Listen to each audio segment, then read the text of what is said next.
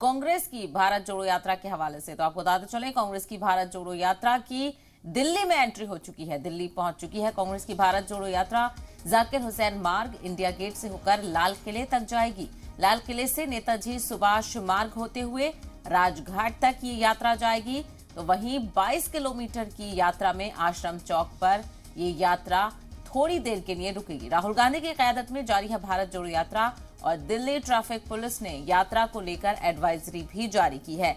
राहुल गांधी की भारत जोड़ो यात्रा दिल्ली पहुंच गई है।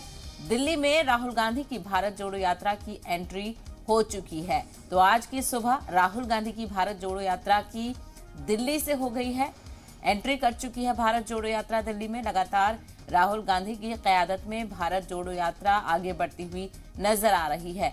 आज दिल्ली के कई इलाकों से यात्रा गुजरती हुई इंडिया गेट तक पहुंचेगी। दिल्ली ट्रैफिक पुलिस ने इसी हवाले से एडवाइजरी भी जारी की है। रूट डायवर्जन किए गए हैं और लोगों को यह हिदायत दी गई है कि अगर जो भारत जोड़ो यात्रा के रूट से डिसाइड किए गए हैं, अगर आप उनसे गुजर रहे हैं तो एहतियात बरतें और फौरी तौर पर